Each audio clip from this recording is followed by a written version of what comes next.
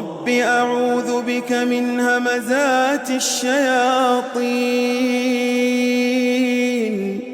وأعوذ بك رب أن يحضرون. A'udzubillahi minasyaitonirrajim. Bismillahirrahmanirrahim. Assalamualaikum, salam sejahtera. Welcome back to my channel. Terima kasih telah sudi subscribe, like, share, komen video-video Abel. Siapa yang belum subscribe lagi, bolehlah tekan button subscribe agar tidak terlepas cerita-cerita menarik daripada Abel.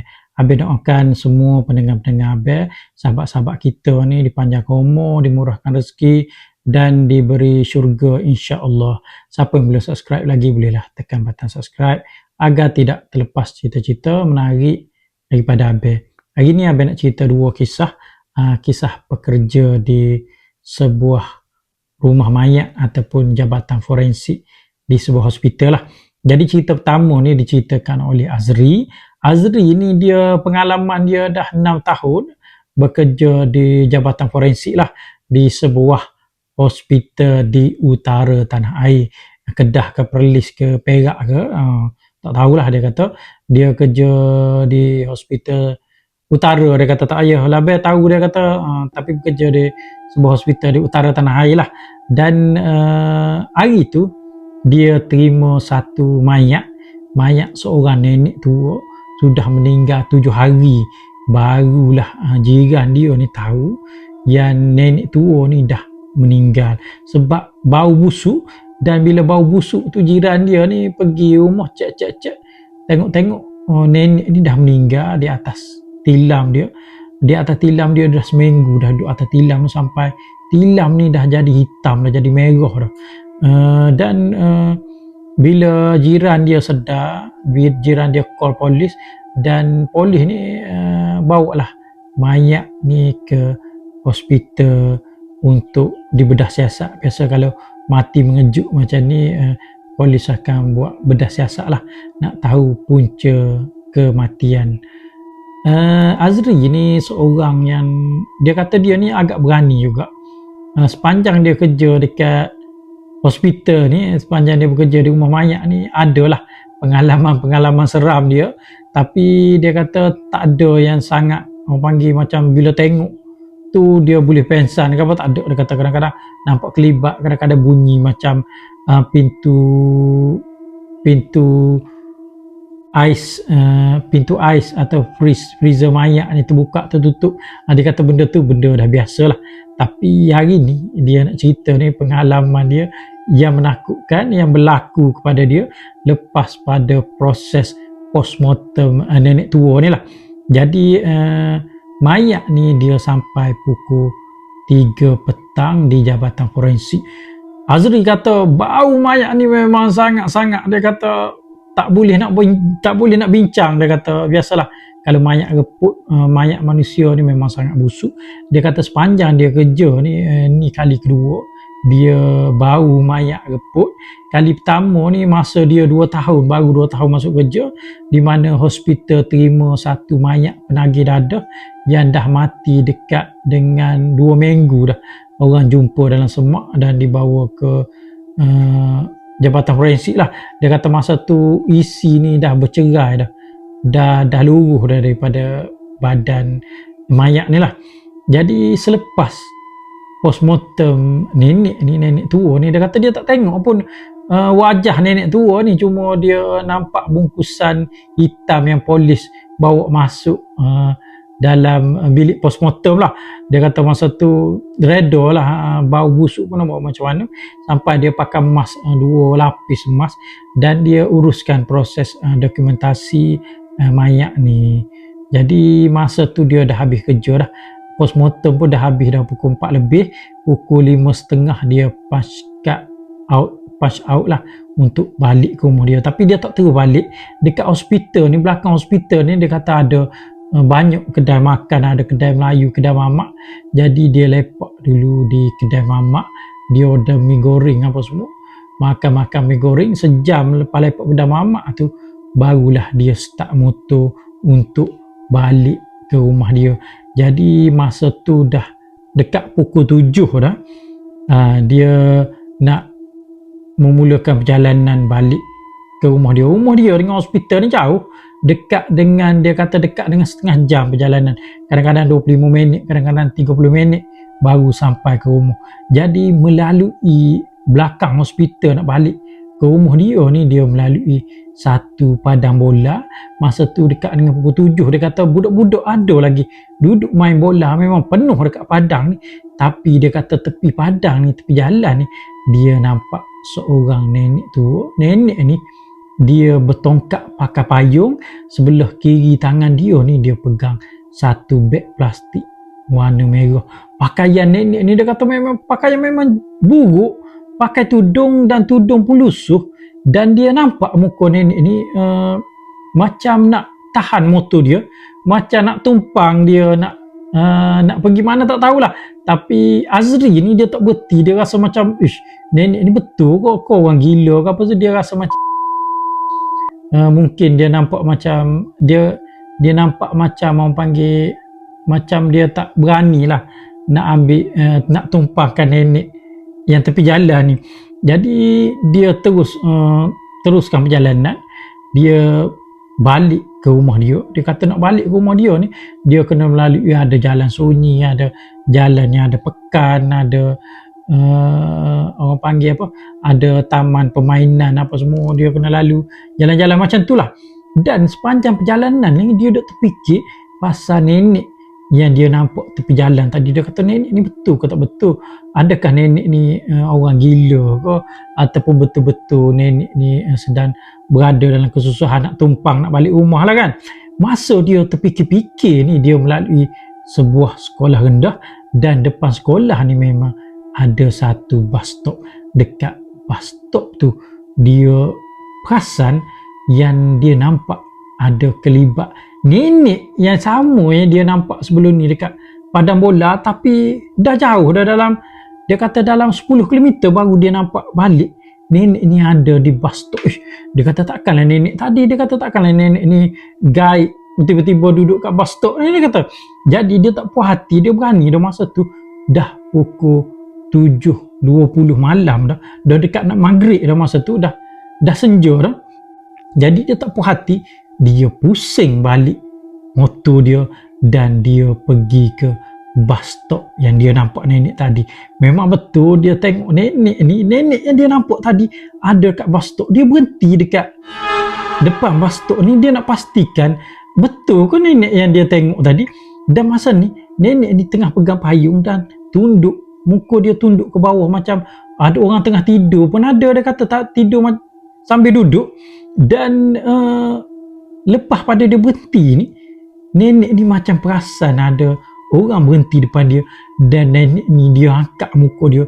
Masa ni lah Azri ni kata dia tengok mata nenek ni putih je, faham tak? Macam muka menakutkan dengan muka nenek ni. Dia kata memang kecupnya dengan mata dia, tinggal mata putih saja. Masa tu dia kata dia masuk gear 1, dia terus lari balik Komodium. Masa tu dah dudak.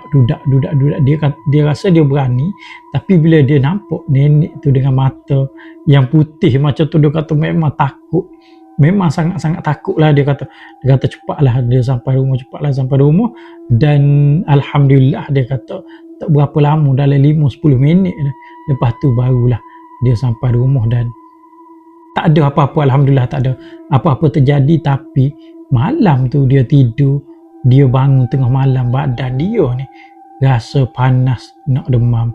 Jadi dia telan Panadol apa semua. Esoknya dia bangun ni memang dia dah demam dah. Tak tahulah dia demam terkejut ke, demam mau panggil kena tegur ke, ataupun demam biasa, dia tak tahu. Tapi dia tak larat dah nak bangun, dia kata. Dan dia MC hari tu, dia kata. Dan 2 hari dia dapat MC, tak pergi kerja lah. Mungkin dia demam terkejut lah apa yang dia nampak pada petang maghrib tu lah.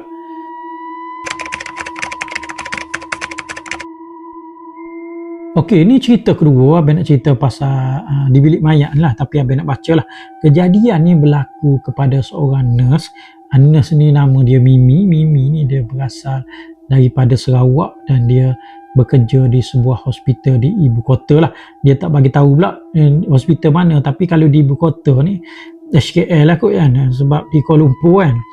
Jadi nurse Mimi ni dia dah 10 tahun dah dia kerja di bilik mayat, dan dia sering diganggu dan kadang-kadang ada kelibat yang muncul di depan dia. Dan pernah dia kata beberapa kejadian menyebabkan dia ni lemah, rasa lemah, rasa kepala lutut pun dah goyang. Kebanyakan gangguan yang Mimi alami ni di antara waktu 12:30 malam sehinggalah pukul 5 pagi. Kadang-kadang dia dengar pintu bilik mayat ni terbuka tertutup 4-5 kali, terbuka tertutup. Bila tengok tak ada orang, dan pernah pintu bilik mayat ni kena hempas berkali-kali lah, maknanya dia ada benda hempas pintu bilik mayat. Dan pernah sekali masa dengar buka tutup ni, tiba-tiba dia nampak atas stretcher ni ada sekujur mayat.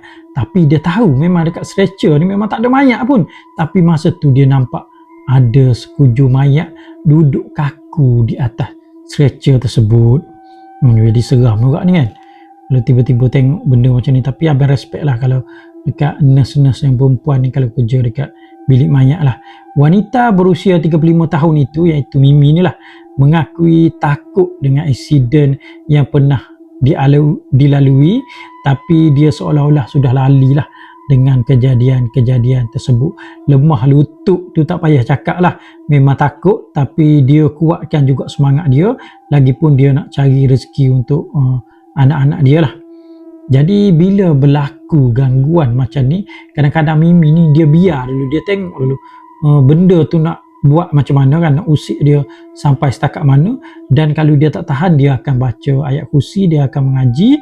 Dan kalau benda tu masih juga mengganggu, dia akan jerit lah, dia akan marah pada benda tu, dan dia akan kata, oi jangan kacau aku lagi, dia kata.